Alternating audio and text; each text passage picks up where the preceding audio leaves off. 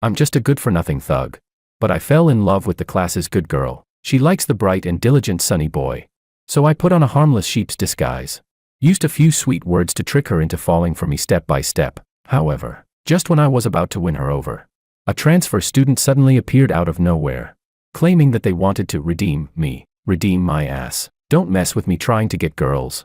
Chapter 1. My dad was drunk again. Hearing him cursing and stumbling into the house, I quickly got up. I punched myself in the face in front of the mirror. The bone of my finger collided with my cheekbone, causing a pain sharp enough to make me grit my teeth. Soon, a red patch appeared on my skin.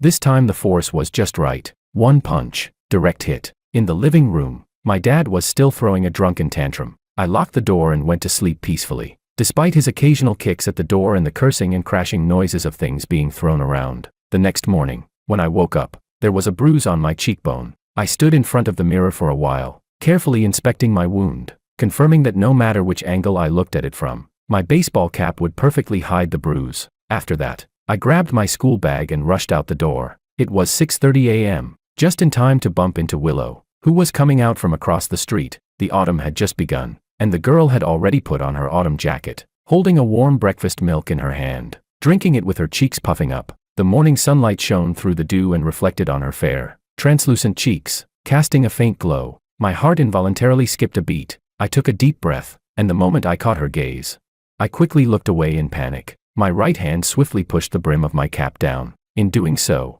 I completely exposed my injured left cheek to her line of sight. George, good morning. Before she could finish her sentence, it was abruptly cut off, like a tape recorder that had suddenly stopped. Out of the corner of my eye, I saw her red lips slightly part, staring at my bruised cheek with a look of helplessness. I gritted my teeth and tried to respond casually, but as soon as my eyes met Willow's, I quickly turned my head to look elsewhere. This evasive look was one I had practiced countless times in front of the mirror at home. I knew just how pitiable and worrying I looked from this angle, how easily I exposed the confusion deep in my heart, just as I expected. Willow took a few steps closer and, just like when we were kids, carefully reached out to touch the bruise on my cheekbone. Her soft fingertip gently pressed on the wound. It didn't hurt much, but I still let out a quiet hiss. If I wanted to make my reaction look more realistic, I should have pulled away slightly and acted a bit more timid. But my cheek had its own thoughts and refused to move away from her fingertip. Forget it. Not every day does Willow's hand touch my face. I let it be. She asked, "Your dad, he hit you again last night?" What Willow didn't know was that ever since I stood up to my dad with a weapon on my 12th birthday, he never dared to hit me again. Now, all that's left are some harmless drunken curses.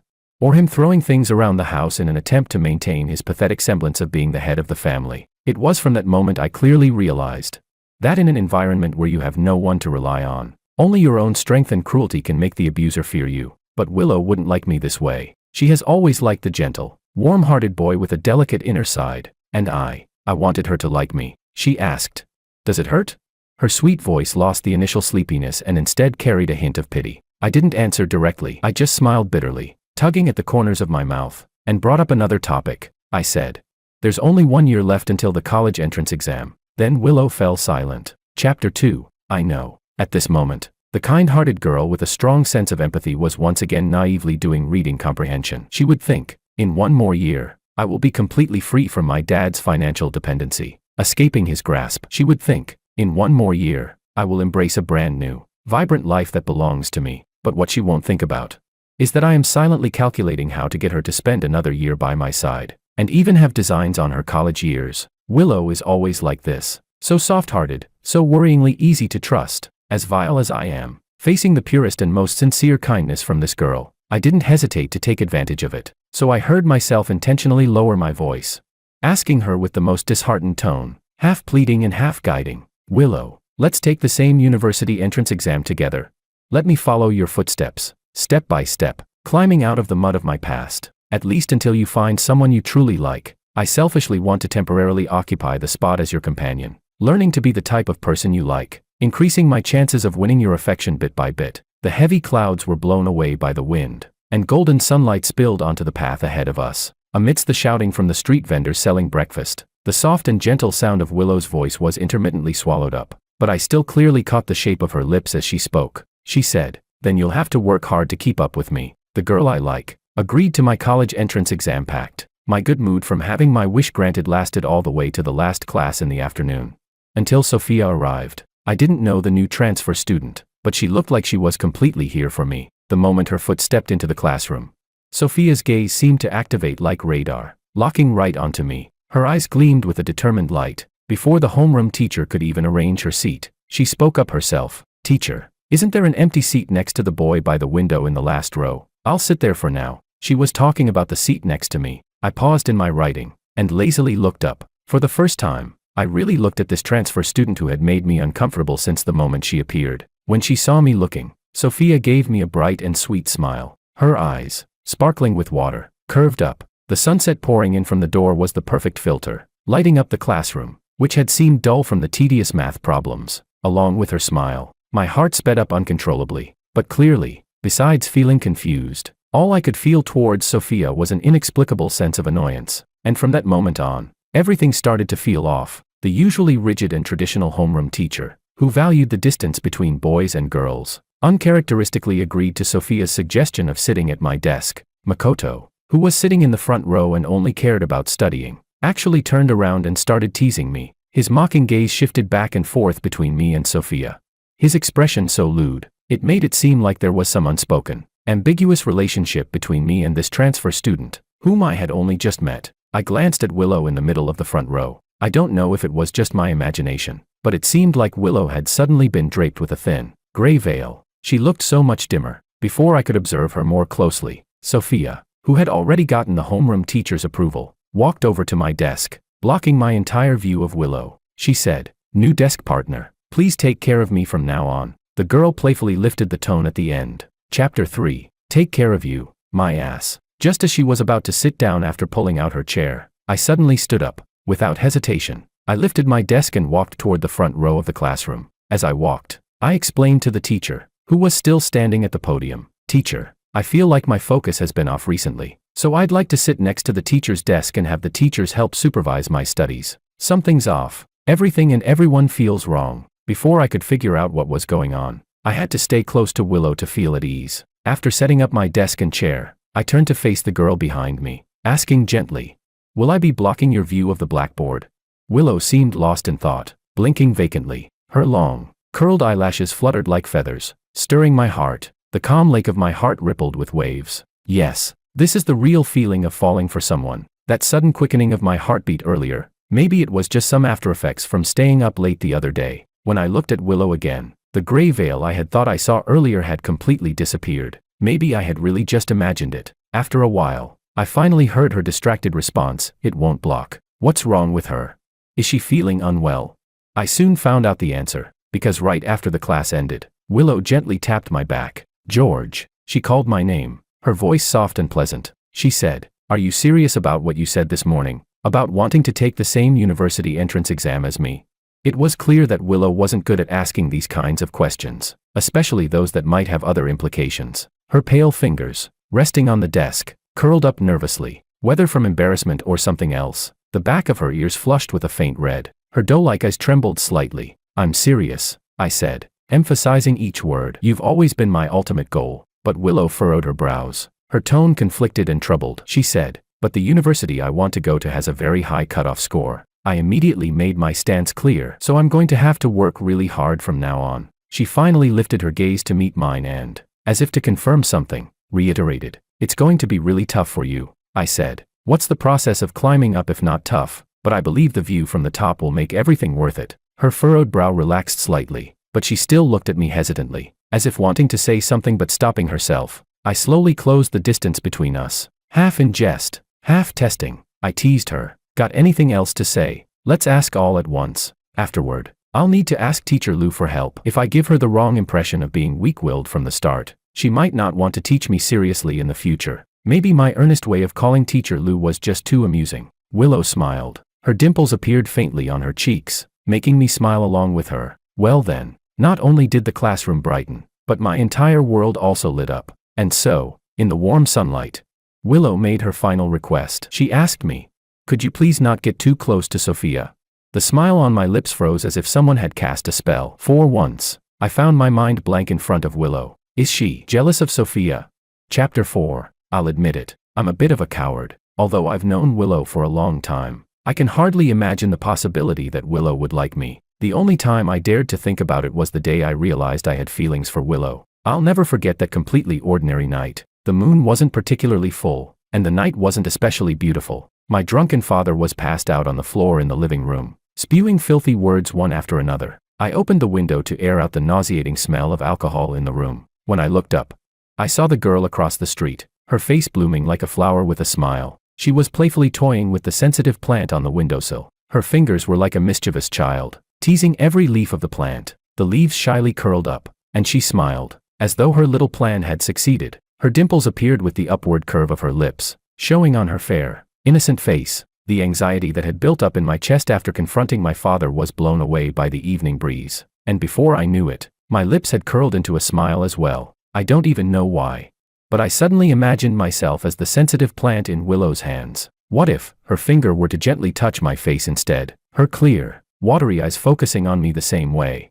her smile slowly appearing as her fingers lightly touched me? It was just an imagination, yet my profile felt as though someone was really gently tapping it with a fingertip. The strings in my heart were slowly plucked, sending shivers that rippled through me. I unconsciously swallowed. I suddenly felt flustered and dared not look at Willow any longer. As I turned my head to avoid her gaze, I caught a glimpse of my own red face in the mirror by the bed. The sound of my heart beating like a drum rang in my ears. My mind was dizzy and swollen, and all I could think was, I'm probably done for. Well, no, not probably. I'm already done. At this moment, everything about Willow's behavior clearly pointed to one possibility. She was jealous. Willow was jealous for me. Willow was jealous for me.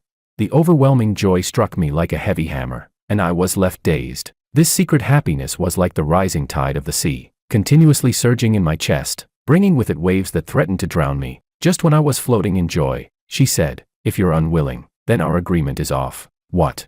How could that be? Who's unwilling? I forced myself to suppress the overwhelming joy inside, maintaining the gentle and warm persona I always show others. After swallowing several times, I finally steadied my voice and said, "Okay, I won't talk to her." The moment the words left my mouth, it was as if Willow had let go of a heavy burden. She returned to her usual bright and lively self. She said, "Then it's settled. We'll meet at C University 1 year from now." From now. Such a beautiful phrase. My future with Willow. Chapter 5. But heaven never grants what you wish for. What came earlier than the future was Sophia's relentless harassment. Although it sounds strange, that's exactly the impression Sophia left on me. I've seen girls write love letters, confessing their feelings. I've seen girls express their affection in subtle ways, but Sophia was completely different. It seemed like the moment she arrived here, she had one goal, me. She would stare at me from across the classroom for the entire lesson. She would blatantly knit me scarves during break time. She'd always be late for morning self-study, just to bring me breakfast that she had made herself. She'd hover around me during every recitation time, chattering about her unremarkable extracurricular life. Even though I always responded to her with cold indifference, she was always smiling and cheerful. Despite all my rejections, she still did as she pleased. She constantly orbited around me, single-mindedly, like a piece of chewing gum that you can't shake off, clinging to me without letting go. At the same time, the faint gray mist that had briefly surrounded Willow before returned. It clouded all the light she had once had in my eyes. The gentle, quiet, hard-working girl I remembered faded into dullness under the lively and vivid image of Sophia. Her top rankings in the class, always in the top 3, were now slipping month by month. Although Willow never showed any negative emotions in front of me, her once regular sleep schedule had now turned into late nights every day for a month. This was something that would never have happened to her, who had always pursued study efficiency. I could see it. She was anxious. And all of this started after Sophia began interacting with me more frequently. I vaguely sensed something, yet my gaze couldn't help but fall on Sophia. That lively and passionate energy she had was becoming more and more captivating as we spent more time together. Perhaps people are easily touched by a girl whose heart and eyes are entirely on them. When Sophia once again gazed at me with her bright, sparkling eyes, for the first time, I wavered in my promise to Willow. So, during the evening self-study session, under Willow's disappointed and complicated gaze, I turned my back and skipped class, taking Sophia to the mountain to race. Before leaving, Willow grabbed my sleeve and, with a defiant tilt of her head, asked, "Are you sure you want to skip school with Sophia?" I couldn't bring myself to meet her questioning gaze. I simply handed her back the special workbook she had made for me. That was my entire answer to her. Chapter 6. The Mountain Road at Night, where speed and passion collided to create the dazzling fireworks of youth. The evening breeze rustling, making my open school jacket flutter freely. Even the most well-behaved people or things, once they break free from their restraints, can become wild. We reached the mountaintop, and the city's nightscape lay beneath us. Sophia spread her arms wide, fully embracing the howling mountain wind, and after a while, she turned around and smiled at me, saying, "How about it? Isn't this life more exciting than being a bookworm and dying with your nose in the books?" In response to Sophia's question, I lazily curled the corner of my lips. The taste of freedom was indeed quite appealing. She said, "George, admit it. This is the real you. This is the life you should be living." I smiled as I watched Sophia walk toward me step by step. Her face still wore that familiar look of determination, one that had grown more self-satisfied since the day she transferred. She said, "You were always a wild creature of the mountains. So why suppress your true nature and disguise yourself as a harmless, gentle bird?"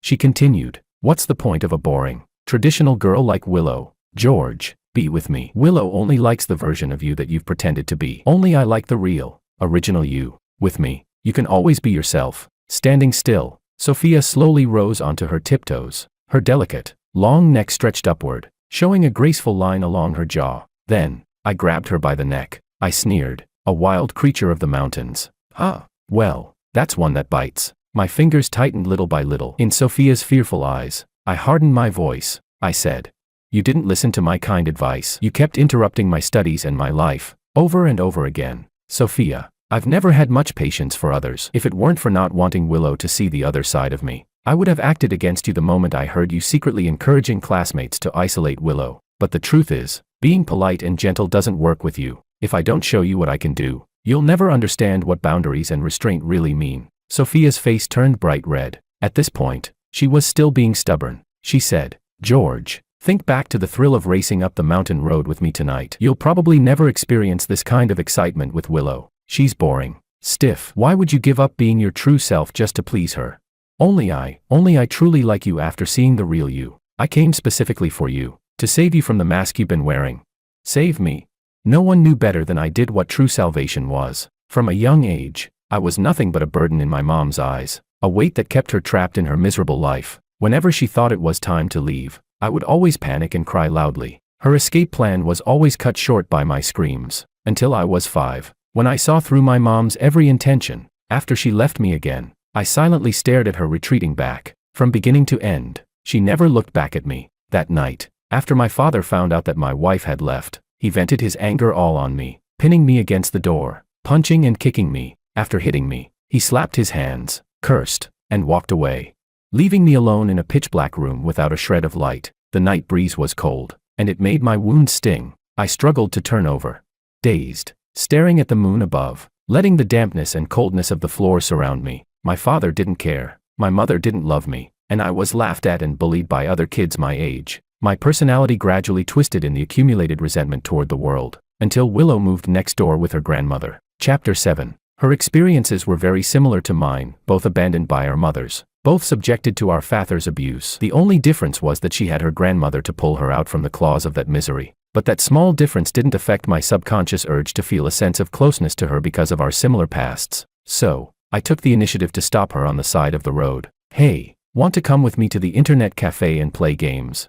She said. "It's Friday. I have to go to school." I asked, "What's so great about school? No one cares whether we do well or not." The girl with braids gave me a strange look and said, "Studying isn't for others. It's for ourselves. It's our own life. And as long as we care, that's enough." With that, she continued walking ahead, but as she passed me, she grabbed my backpack strap and pulled me along toward the school. She said, "Come with me to school." Her strength wasn't much, and I could have easily shrugged her off, but for some reason, I followed her. That day, for the first time, I seriously listened to an entire class. For the first time, I received praise from the teacher. When I got home after school, I secretly followed Willow. I wanted to tell her that I had been good and went to school today, but I couldn't bring myself to say it. This time, she took the initiative to stop in front of me. She said, "Today, your teacher praised you in our class. She said that even though you refused to study, if you just spent a little more effort on your studies, you could probably even beat the top student in the class." Hope is a powerful motivator. Because of the words she passed on, I studied hard in my 3rd year of middle school. In the end, I barely made it into a prestigious high school. Willow lied to me that day. My teacher had never said that, but I'll forever be grateful for her lie. In the darkness, a girl opened the rusty iron gate and unselfishly shared the light she used to guide me. From then on, no matter how scorching the sun in the sky, it could never compete with the dim, warm light that shone in front of her. And what about Sophia? She indulged my bad temper, allowed my laziness to enjoy life, and encouraged me to waste my precious time. She called it salvation, but I already had a guiding light ahead of me. So how could I be misled by the inconspicuous firefly by the roadside? Sophia wouldn't understand. If a wild beast of the mountains doesn't meet someone who can tame it, it will eventually let loose, hurt others, and flee in disgrace, only to die under the modern urban hunter's gun. I loosened my grip slightly. I straightened my arm and pushed her a full arm's length away, looking at her like she was an idiot. I still couldn't resist cursing. Save your grandpa. I've already climbed out of the mud pit and gone after my little son. You're really full of yourself. The so-called excitement of youth that you talk about is just a waste of time to me. I have my life goals and pursuits. Those boring, dead studies you talk about are the path I chose to take. So don't project your narrow thinking onto me. Don't compare yourself, who's ignorant and lazy, with the diligent and hard-working Willow. To me, she will always be better than you. I'm warning you. Stay on your sunny path and stop causing trouble on our narrow bridge. I said it as if to sever ties completely. But since I was willing to risk being misunderstood by Willow to pretend I was playing along with Sophia, and even skip class with her, it was impossible for me to just leave it at a verbal warning. Besides, I had something even more important I needed to figure out tonight. Chapter 8. I pulled out the hemp rope from my backpack and tied Sophia to a tree at the mountaintop. Ignoring her continuous pleas, I revved up the motorcycle and skillfully drifted away from the summit. But not long after, I quickly ditched the bike and ran back. I cautiously circled around the tree where Sophia was tied, keeping my distance. With her hands bound behind her, Sophia twisted like a wriggling worm, struggling relentlessly. She muttered angrily to herself, "Damn it, the sound of the motorcycle engine is gone. Has George really left me here alone on the mountaintop?" Yet, there was no sign of the usual fear one would expect from an ordinary girl left alone in such a quiet, desolate place. Her dark eyes scanned the surroundings, and once she confirmed she was truly abandoned. Sophia stomped her foot in frustration, as if making up her mind. Suddenly, she gritted her teeth and said aloud, "I've made up my mind. I'm going to tap into the power of the plot. George can handle the female lead halo. Fine, but I don't believe he can withstand the power of the plot pushing him. No matter what it costs, my first mission cannot fail. The female lead of this world can only be me." She really was strange, but it was too late for me to do anything about it. Almost immediately after Sophia finished speaking, an invisible force seemed to push me forward. My heart raced unexpectedly when I saw Sophia. It felt like my consciousness was floating above me as I saw myself showing the gentle expression I only reserved for Willow, untangling her ropes, and pulling her into my arms. In the blind spot where my eyes couldn't see, Sophia's lips curled into a smug, self-satisfied smile. She leaned seductively against my shoulder, half complaining, half teasing. "You're so bad. You hurt me when you grabbed me earlier, and now you've tied me up." My arm prickled with goosebumps, but even so, I couldn't help but gently comfort her. This strange behavior continued until I got home. At the doorstep, Willow was standing by the road, holding the workbook I had returned to her. The late autumn night had already started to carry a hint of winter's chill. Willow's small nose was red from the cold wind, yet she still stood outside waiting for me. As soon as she saw me from a distance, her eyes brightened noticeably. "George, you're back." If this had been before tonight, I might have smiled at her sweet greeting, but now, I replied. The tone of my voice sounded distant and indifferent. Willow was taken aback by my sudden cold response. She hesitated for a moment, then asked, "What does what you wrote in the workbook mean?" Fearing Willow might misunderstand, I had written a brief explanation in the front page of the workbook while Sophia was distracted, hastily jotting down, "I'll explain everything when I get back." But things had taken a turn. I tried desperately to resist that invisible hand, but to no avail. It forced me into a mocking expression as I lightly smirked and said to Willow, "You really believed it? I was just playing with you." The girl in front of me opened her mouth helplessly. There was something breaking and shattering in her watery eyes. Piece by piece, Willow's lashes trembled. As if realizing something, she looked at me, her voice trembling as she asked, "George, are you going to break our promise?" I answered, "Yes. I don't want my only youth to be wasted on boring studies." I heard myself answer without hesitation. Willow didn't say anything else, her expression turning cold as she nodded. "Okay, I understand. I should have believed that dream." Leaving those last words, she turned and left, the workbook in her hands flying into the air and landing perfectly in the trash can. My heart ached with a sharp pain, but the next moment,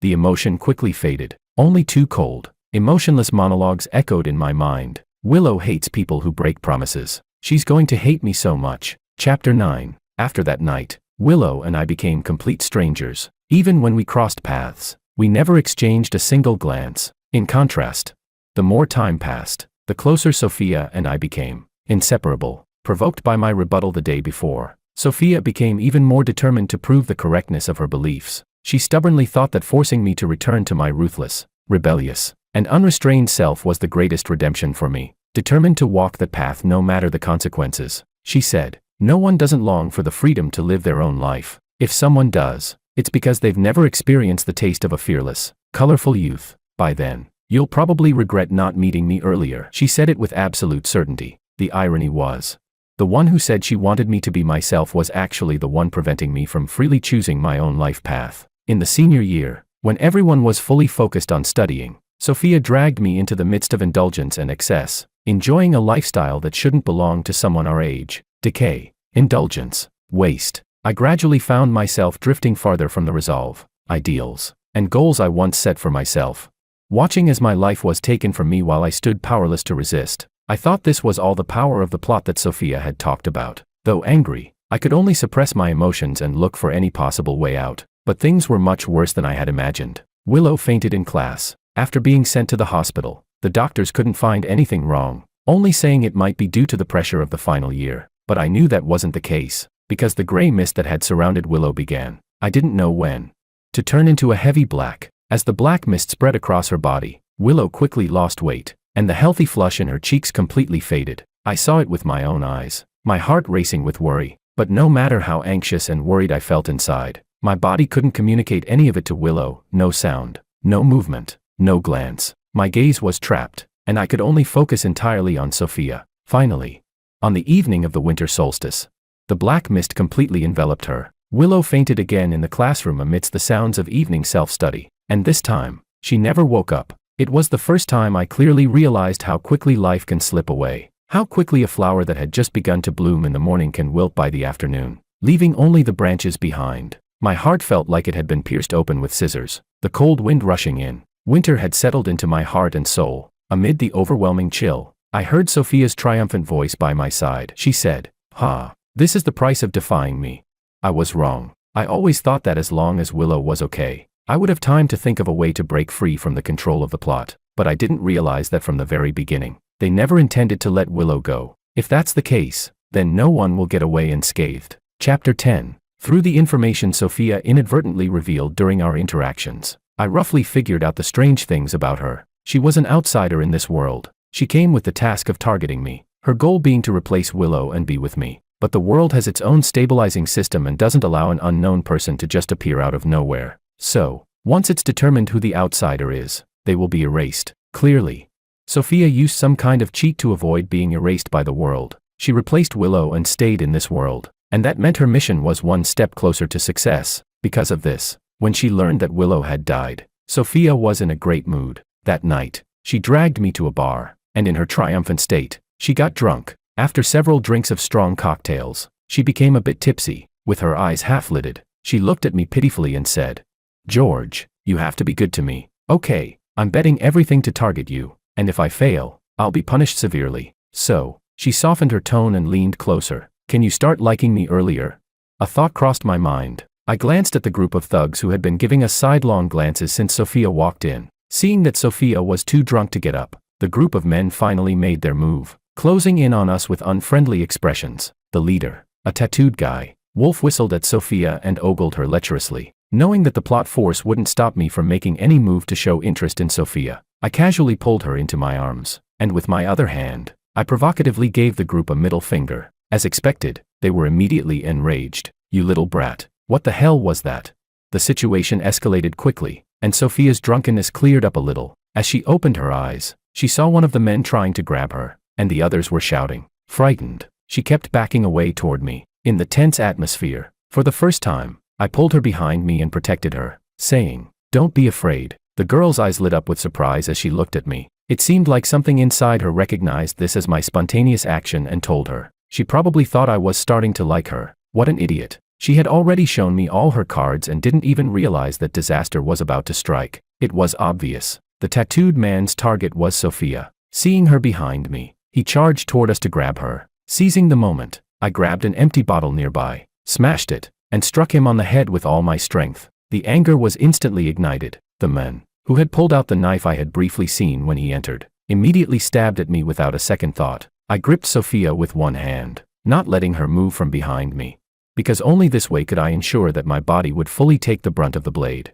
The white blade pierced my abdomen and was quickly pulled out. Fueled by alcohol, the men relentlessly stabbed at me, again and again. The dance hall erupted in continuous screams. As my life was about to end, the plot force finally ceased to affect me. I endured the excruciating pain and slowly turned to face the girl's panicked, helpless eyes. Lifting the corner of my lips in a slow, faint smile, I said, "Target eliminated. Mission failed. Sophia, enjoy the punishment for your failed mission." What answered me was Sophia's piercing scream. "No, no.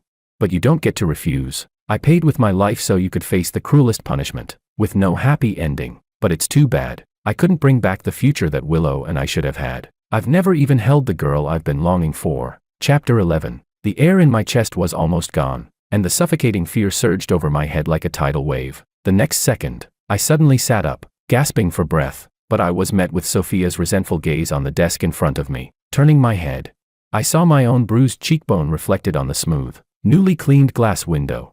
I was back to the day Sophia transferred to the school. In an instant, my eyes eagerly searched for Willow's figure. She was sitting in the front row, head lowered, writing quickly. She was probably doing math problems, and a faint blush colored her smooth cheeks. I stared at her, almost greedily. But then, in the next second, I froze. Behind Willow, where she couldn't see, a streak of gray mist silently covered her again. As long as Sophia exists, Willow's life will always be in danger. Thinking of the scene where Willow's pale face was carried out of the classroom, I silently made up my mind. I pulled my gaze away and looked back at Sophia, who was now no longer smiling at me. Instead, a chilling coldness and obsession replaced the smile. Perfect. Let's see who will survive this. But before that, I kicked the chair in front of me, tapping Makoto on the shoulder. "Hey, class rep, don't you have an instant camera at school?" "Yeah, it's in my drawer." "Do you need it?" I said. "After class, could you take a picture of me and Willow?" He replied.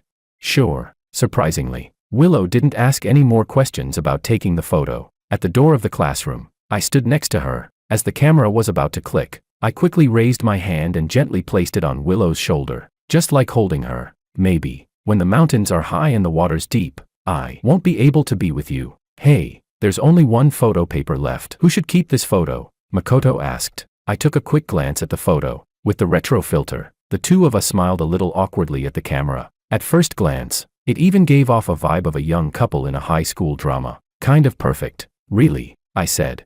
"Just keep it. You're the one who'll take care of it. I'm a rough guy. I'll probably lose it soon anyway." I handed the photo to Willow. Willow has a special album at home. She's sentimental and often takes it out to flip through. "If it's with her, I can at least have my face seen again in the future," she said. "Okay, I'll keep it here." She took the photo and looked down at it, not sure what she was thinking. Downstairs, Sophia, who was a day student, had already reached the school gate. Without looking at Willow any longer, I quickly turned and caught up with her. Speechless, why was Sophia's cheat still following her, bringing it all back?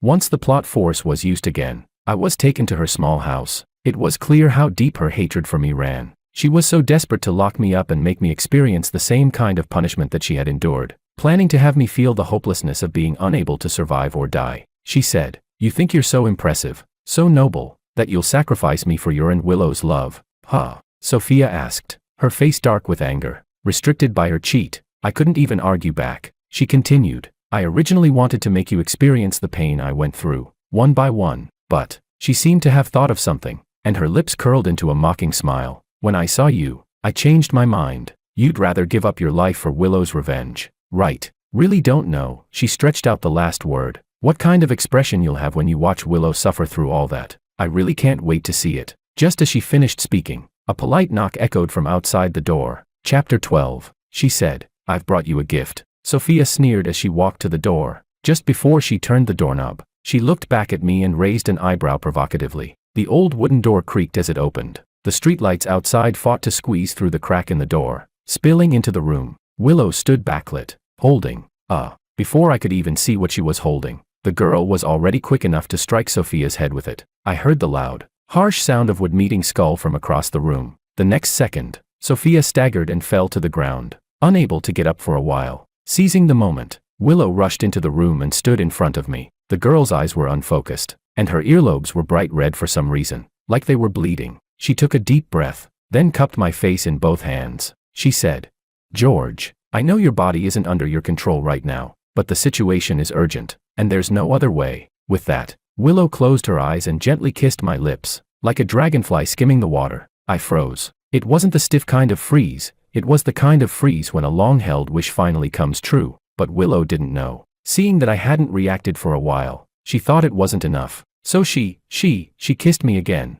Holy crap, the fireworks in my head were about to blow me up. Dazed, I quickly looked away and glanced at the other side of the room. I didn't want to look, but once I did, I was shocked. The gray mist that had once surrounded Willow had now shifted to Sophia and was rapidly turning into a thick black cloud, almost completely enveloping her. So, if Willow and I kiss, will it erase Sophia? Is that really a thing? Why didn't anyone say so earlier? I thought I was mentally preparing to spend the rest of my life in prison. After the first kiss broke the restraints, my hands, now free, placed one hand at the back of Willow's head and the other on her back. I moved forward, blocking her again.